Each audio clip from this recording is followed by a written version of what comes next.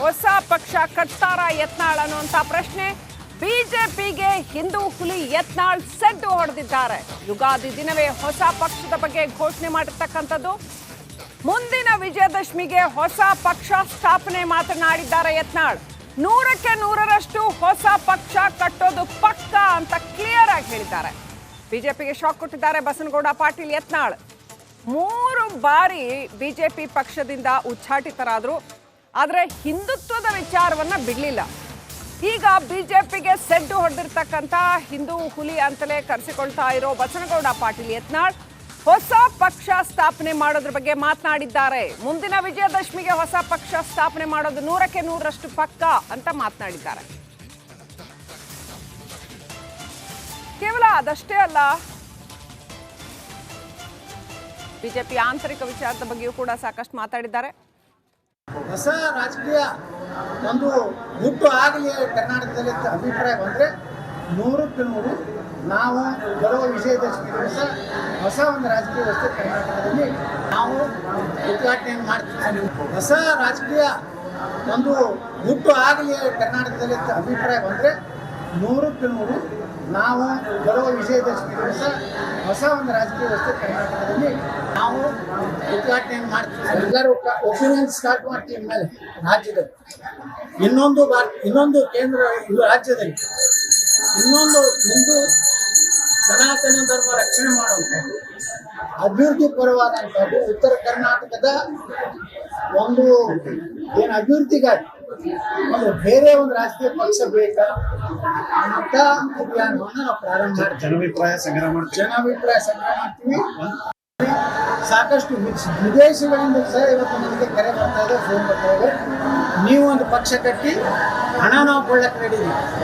ನಿನ್ನೆ ನಾನು ಶನಿದೇವರ ಒಂದು ದೇವಸ್ಥಾನದಲ್ಲಿದ್ದಾಗ ಬೆಂಗಳೂರಿನವರೊಬ್ಬರು ಬಂದು ಅವರು ಎಲ್ಲಿ ಅಂದ್ರೆ ಪ್ರಹ್ಲಾದ್ ಜೋಶಿ ಅವರು ಏನು ಅಪಾರ್ಟ್ಮೆಂಟ್ ಅದ್ರ ಪಕ್ಕದಲ್ಲಿ ಇರುವಂಥವ್ರು. ಅವ್ರು ಹೇಳಿದ್ರು, ಯತ್ನಾಳ್ ನೀವು ಒಂದು ಹೊಸ ಪಕ್ಷ ಕಟ್ಟಿ ನಾನು ಮೊದಲನೇ 11 ಲಕ್ಷ ರೂಪಾಯಿ ನಿಮಗೆ ಪಕ್ಷ ಕಟ್ಲಿಕ್ಕೆ ಕೊಡ್ತೇನೆ. ಈಗ ದೇಣಿಗೆಯಾಗಿ ಜನ ಕೊಡಲಿಕ್ಕೆ ತಯಾರಾಗ್ತಾರೆ. ಕೇವಲ ಅದಷ್ಟೇ ಅಲ್ಲ, ಬಿಎಸ್ವೈ ಸಿದ್ದರಾಮಯ್ಯಗೆ ಹೊಂದಾಣಿಕೆ ಇದೆ ಅಂತ ಕೂಡ ಆಂತರಿಕ ವಿಚಾರಗಳನ್ನ ಬಿಚ್ಚಿಟ್ಟಿದ್ದಾರೆ ಯತ್ನಾಳ್. ಡಿಕೆಶಿ ಜೊತೆ ಬಿಸ್ನೆಸ್ ಪಾರ್ಟ್ನರ್ಸ್ ಇದ್ದಾರೆ ಇವರು. ಯಡಿಯೂರಪ್ಪ ಹಾಗೂ ವಿಜಯೇಂದ್ರ ಅಂತ ಇವರಿಬ್ಬರ ವಿರುದ್ಧ ಕಿಡಿಕಾರಿದ್ದಾರೆ ಬಸನಗೌಡ ಪಾಟೀಲ್ ಯತ್ನಾಳ್. ಬಿಎಸ್ವೈ ಸಿದ್ದರಾಮಯ್ಯಗೆ ಹೊಂದಾಣಿಕೆ ಇದೆ, ಮತ್ತೊಂದು ಕಡೆ ಡಿಕೆ ಶಿವಕುಮಾರ್ ಜೊತೆ ಬಿಸ್ನೆಸ್ ಪಾರ್ಟ್ನರ್ಸ್ ಇದ್ದಾರೆ ಇವರು ಅಂತ ಯತ್ನಾಳ್ ಹೇಳಿದ್ದಾರೆ. ಬಿಎಸ್ವೈ ಕುಟುಂಬಕ್ಕೆ ನೇತೃತ್ವ ಕೊಟ್ಟರೆ ಯಡಿಯೂರಪ್ಪಗೆ ಜ್ಯೋತಿ ಬೀಳ್ತಿ ಅಂದ್ರೆ ನಾವು ಯಡಿಯೂರಪ್ಪಗೆ ಜ್ಯೋತಿ ಬೀಳ್ತಿ ಅಂದ್ರೆ ಸರ್, ಈಗ ಅಸಿಸ್ತಿನ ನೆಪದಲ್ಲಿ ಯತ್ನಾಳ್ ಅವ್ರನ್ನ ಉಚ್ಚಾರಣೆ ಮಾಡಿದ್ರು. ಹಾಗಾದ್ರೆ ಯತ್ನಾಳ್ ಅವ್ರು ನಿಜವಾಗಿ ಅಸಿಸ್ಟ್ ಮಾಡಿದಾರ? ಏನೈತೆ ಪ್ರೂಫ್ ಏನೈತೆ? ನಾವು ಭಾರತೀಯ ಜನತಾ ಪಾರ್ಟಿಗೆ ನರೇಂದ್ರ ಮೋದಿಯ ಬಗ್ಗೆ ಏನು ಮಾತಾಡಿಲ್ಲ, ಅಮಿತ್ ಶಾ ಅವ್ರ ಬಗ್ಗೆ ಮಾತಾಡಿಲ್ಲ, ಭಾರತೀಯ ಜನತಾ ಪಾರ್ಟಿಯ ತತ್ವ ಸಿದ್ಧಾಂತಗಳ ವಿರುದ್ಧ ನಾವು ಮಾತಾಡಿಲ್ಲ, ಅಥವಾ ಭಾರತೀಯ ಜನತಾ ಪಾರ್ಟಿ ಲೋಕಸಭೆಯಲ್ಲಿ ವಿಧಾನ ಪರಿಷತ್ ನಾಡೊಬ್ಬ ಕಾಂಗ್ರೆಸ್ ರಾಜಕೀಯ ಸಭೆಗಳಿಗೆ ಹೋಗಿಲ್ಲ. ಅವ್ರ ಜೊತೆಗೆ ಯಾವುದೇ ರೀತಿ ಕಾಂಗ್ರೆಸ್ನವ್ರ ಜೊತೆಗೆ ನಾವು ಯಾವುದೇ ರೀತಿ ಇವತ್ತು ಅವ್ರ ಸಭೆಗೆ ಹೋಗೋದು, ಅವ್ರ ಜೊತೆಗೆ ನಾವು ಕಾಣಿಸೋದು, ಅಥವಾ ಕಾಂಗ್ರೆಸ್ಸಿನ ನಾಯಕರ ಜೊತೆಗೆ ನಾವು ಇವತ್ತು ಔತಣ ಮಾಡಿಲ್ಲ. ಹಾಗಾದ್ರೆ ನಾ ಹೆಂಗೆ ಪಕ್ಷ ವಿರೋಧಿ ಆಗ್ತದೆ? ನಾ ಯಡಿಯೂರಪ್ಪ ವಿರೋಧ ಇದ್ದೇನೆ. ಯಡಿಯೂರಪ್ಪ ಈ ರಾಜ್ಯದ ಉತ್ತರ ಕರ್ನಾಟಕ ಜನರಿಗೆ ದೊಡ್ಡ ಮೋಸ ಮಾಡಿದ್ರು. ನೀರಾವರಿಯಲ್ಲಿ ಮೋಸ ಮಾಡಿದ್ರು, ನಮ್ಮ ಕ್ಷೇತ್ರಕ್ಕೆ ಮೋಸ ಮಾಡಿದ್ರು, ನಮ್ಮನ್ನ ನೈತಿಕವಾಗಿ ತುಳಿಲಾಕ ಪ್ರಯತ್ನ ಮಾಡಿದ್ರು. ಇನ್ನು ಸಪ್ರೇಟ್ ಪಡ್ಕೊಳ್ಳೋಣ. ನನ್ನ ಸಹೋದ್ಯೋಗಿ ರಂಜಿತ್ ಶಿರಿಯಾರ್ ಲೈವ್ ಕನೆಕ್ಟ್ ಆಗಿದ್ದಾರೆ. ರಂಜಿತ್, ಇದೊಂದು ರೀತಿಯಲ್ಲಿ ರಾಜ್ಯದಲ್ಲಿ ಏನಾಗಿತ್ತು ಅಂದ್ರೆ ಒಂಥರ ಈಗ JDS ಬಿಜೆಪಿ ಮೈತ್ರಿ ಆದ್ಮೇಲೆ 2 ಡೈಮೆನ್ಷನಲ್ ಪಾಲಿಟಿಕ್ಸ್ ಆಗಿತ್ತು. ಕೇವಲ ಕಾಂಗ್ರೆಸ್ ಬಿಜೆಪಿ ಅಥವಾ ಕಾಂಗ್ರೆಸ್ ಮೈತ್ರಿ ಪಾಳ್ಯ ಮಾತ್ರ ನಡೀತಾ ಇತ್ತು. ಈಗ ಬಸನಗೌಡ ಪಾಟೀಲ್ ಯತ್ನಾಳ್ ಅವರ ಈ ಒಂದು ಹೊಸ ನಡೆ ಇದೆಯಲ್ಲ, ಇದು ಒಂದು 3D ಪಾಲಿಟಿಕ್ಸ್ಗೆ ಅನುವು ಮಾಡಿಕೊಡುತ್ತಾ ಅನ್ನುವಂಥ ಪ್ರಶ್ನೆಗಳೆದ್ದಿದ್ದಾವೆ. ರಾಜಕಾರಣದಲ್ಲಿ ಒಂದು ಹೊಸ ಸಂಚಲನ ಉಂಟಾಗತ್ತಾ ಅಂತ ಏನೆಲ್ಲ ಆಗ್ಬೋದು? ಯತ್ನಾಳ್ ನಿಜವಾಗಿಯೂ ಹೊಸ ಪಕ್ಷ ಕಟ್ತಾರಾ? ಸಾಧ್ಯತೆಗಳು ಎಷ್ಟರ ಮಟ್ಟಿಗಿದೆ? ನಿಜವಾಗ್ಲೂ ಅವರ ಶಕ್ತಿಯ ಅನಾವರಣ ಆಗತ್ತಾ? ಅದಕ್ಕೆ ಯಾರೆಲ್ಲ ಬೆಂಬಲ ಕೊಡ್ತಾರೆ? ಮತ್ತೆ ಏನ್ ಮಾಹಿತಿ ಇದೆ ರಂಜಿತ್? ಖಂಡಿತವಾಗ್ಲೂ ಕೂಡ ಶ್ರೀಲಕ್ಷ್ಮಿ, ನೋಡಿ, ಬಸನಗೌಡ ಪಾಟೀಲ್ ಯತ್ನಾಳ್ ಅವರ ನಡೆ ಬಹಳ ಕ್ಲಿಯರ್ ಆಗಿದೆ. ನಿನ್ನೆವರೆಗೂ ನಾವೆಲ್ಲರೂ ಅಂದ್ಕೊಂಡಿದ್ವಿ. ರಂಜಿತ್ ದಯವಿಟ್ಟು ಹಾಗೆ ಸಂಪರ್ಕದಲ್ಲಿರಿ. ನಮ್ಮ ಜೊತೆ ಮೇಲ್ಮನೆ ವಿಪಕ್ಷ ನಾಯಕರಾಗಿರ್ತಕ್ಕಂಥ ಛಲವಾದಿ ನಾರಾಯಣ ಸ್ವಾಮಿ ಅವರು ಫೋನ್ ಸಂಪರ್ಕದಲ್ಲಿದ್ದಾರೆ. ನಮಸ್ಕಾರ ಛಲವಾದಿ ಅವರೇ. ನಮಸ್ಕಾರ. ಟೂ ಡೈಮೆನ್ಷನಲ್ ಪಾಲಿಟಿಕ್ಸ್ ಆಗೋಗಿದೆ ಕರ್ನಾಟಕದ್ದು. ಯತ್ನಾಳ್ ಅವರು ಒಂದು ಹೊಸ ಅನೌನ್ಸ್ಮೆಂಟ್ ಮಾಡ್ತಾ ಇದ್ದಾರೆ. ಬಿಜೆಪಿ ಏನಾದರೂ ನಮ್ಮನ್ನ ಮತ್ತೆ ವಾಪಸ್ ಸೇರಿಸ್ಕೊಳ್ದಿದ್ರೆ ಹೊಸ ಪಕ್ಷ ಕಟ್ತೀನಿ ಅಂತ. ಹಿಂದುತ್ವದ ಆಧಾರದ ಮೇಲೆ ಏನ್ ಹೇಳ್ತೀರಿ?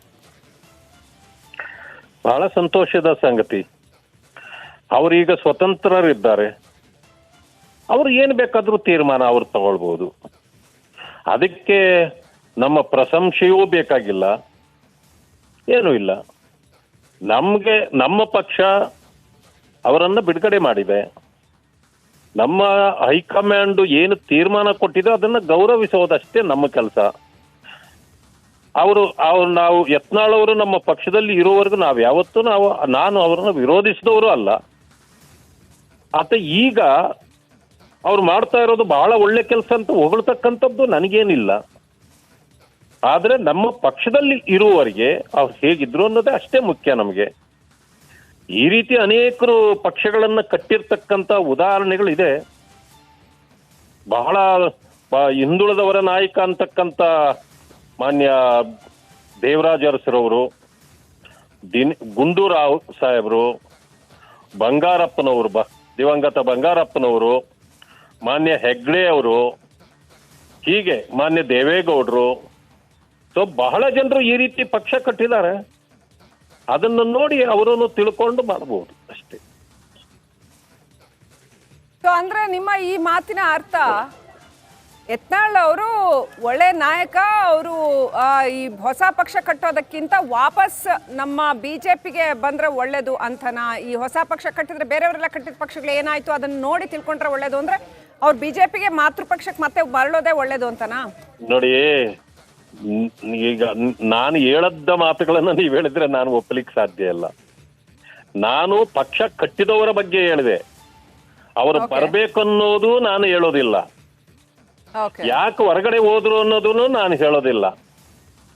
ನಮ್ಮ ಪಕ್ಷದಲ್ಲಿರುವಾಗ ಅವರ ತೀರ್ಮಾನಗಳು ಹೇಗಿತ್ತು, ಆ ತೀರ್ಮಾನಗಳಿಗೆ ಹೈಕಮಾಂಡ್ ಕೊಟ್ಟ ಉತ್ತರ ಏನಿದೆ ಅಷ್ಟನ್ನೇ ಹೇಳ್ತೇನೆ ನಾನು. ಅವರು ಈಗ ಅಲ್ಲಿ ಉದ್ಧಾರ ಆಗೋದಿಲ್ಲ, ನೀವು ವಾಪಸ್ ಬನ್ನಿ, ನಾನು ಹೇಳೋದಿಲ್ಲ ಈ ಮಾತು. ನಾನು ಹೇಳೋದು ಅವರು ಇಲ್ಲಿರುವವರಿಗೆ ನಾವು ಅವರಿಗೆ ಎಷ್ಟು ಗೌರವ ಕೊಡಬೇಕು ಅಷ್ಟು ಗೌರವ ನಾನು ಕೊಟ್ಟಿದ್ದೇನೆ. ಈಗ ಹೊರಗಡೆ ಹೋದ್ಮೇಲೆ ಅವರ ಹಕ್ಕು, ಅವರ ತೀರ್ಮಾನ, ಏನು ಬೇಕಾದ್ರೂ ಅವ್ರ ತೀರ್ಮಾನ ತಗೊಳ್ಳಿ. ನನಗೆ ಅದರ ಬಗ್ಗೆ ಸಂಬಂಧ ಇಲ್ಲ, ಅಷ್ಟೇ ನಾನು ಹೇಳ್ತಕ್ಕಂಥ. ಆದ್ರೆ ಒಂದು ಹೊಸ ಪಕ್ಷ, ಅದರಲ್ಲಿ ನಮ್ಮ ಭಾರತೀಯ ಜನತಾ ಪಕ್ಷವನ್ನ ಬ್ಲಾಕ್ ಮೇಲ್ ಮಾಡೋದು ಬೇಡ. ನೀವು ತಗೊಳ್ದಿದ್ರೆ ನಾನು ಪಾರ್ಟಿ ಕಟ್ತೇನೆ ಅಂತಂದ್ರೆ ಇದುವರೆಗೂ ನಿನ್ನೆವರೆಗೆ ಏನ್ ಹೇಳಿದ್ರಿ, ನಾನು ಯಾವ ಪಕ್ಷ ಕಟ್ಟೋದಿಲ್ಲ, ನಾನು ಈಗಲೂ ನಾನು ಬಿಜೆಪಿಯನ್ನ ಗೌರವಿಸ್ತೇನೆ ಅಂತ ಹೇಳಿದ್ದಾರೆ. ಆದ್ರೆ ಇವತ್ತು ತಕ್ಷಣಕ್ಕೆ ಒಂದು ಮಾತನ್ನು ಹೇಳಿ ನಾನು ಬೇರೆ ಪಕ್ಷ ಕಟ್ತೀನಿ ಅಂತಂದ್ರೆ ಅವರು ಸ್ವತಂತ್ರರು. ನಾವ್ಯಾಕೆ ಅದರ ಬಗ್ಗೆ ವ್ಯಾಖ್ಯಾನ ಮಾಡ್ಲಿ? ನಾನು ವ್ಯಾಖ್ಯಾನ ಮಾಡಿದ್ದು ಅನೇಕ ಹಿರಿಯರು, ಮುತ್ಸದ್ದಿಗಳು, ಮುಖ್ಯಮಂತ್ರಿಗಳಾಗಿ ರಾಜ್ಯವನ್ನ ಆಳಿದವರು ಪಕ್ಷ ಕಟ್ಟಿ ಎಂತ ಪರಿಸ್ಥಿತಿಗೆ ಬಂದಿದ್ರು. ಇವರು ಏನೂ ಅಲ್ಲ ಅವ್ರ ಮುಂದೆ. ಆದ್ರೆ ಅವರು ಪಕ್ಷ ಕಟ್ತೀನಿ ಅಂತಂದ ಮಾಡ್ಲಿ. ಆದ್ರೆ ಹಿಂದುತ್ವ ಯಾರ ಸ್ವತ್ತು ಅಲ್ಲ. ಭಾರತೀಯ ಜನತಾ ಪಕ್ಷ ಹಿಂದುತ್ವದ ಪರವಾಗಿ ಗಟ್ಟಿ ಧ್ವನಿ ಇದೆ. ಯಾವತ್ತು ನಾಯಕತ್ವ ಹಿಂದುತ್ವದ ಪರವಾಗಿದೆ. ಜನರಿಗೆ ಗೊತ್ತಾಗತ್ತೆ ಹಿಂದೂ ಯಾರು, ಹಿಂದುತ್ವ ಯಾರ್ದು ಅಂತ.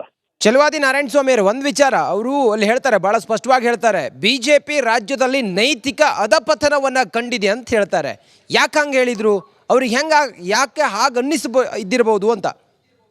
ಅದೇ ನನಗೂ ಗೊತ್ತಿಲ್ಲ. ಅವ್ರ ಅನಿಸಿಕೆ ಏನೇನಿದೆಯೋ ಗೊತ್ತಿಲ್ಲ. ಯಾಕಂದ್ರೆ ನಿನ್ನೆ ಹೇಳಿದ್ದೇ ಬೇರೆ, ಇವತ್ತು ಹೇಳಿದ್ದೇ ಬೇರೆ, ಬೇರೆ ಬೇರೆ ದಿನಕ್ಕೆ ಒಂದೊಂದು ಹೇಳಿದ್ರೆ ಅದು ಯಾಕೆ ಅವರು ತೀರ್ಮಾನ ಅಂತ ತಗೊಳ್ತಾರೆ.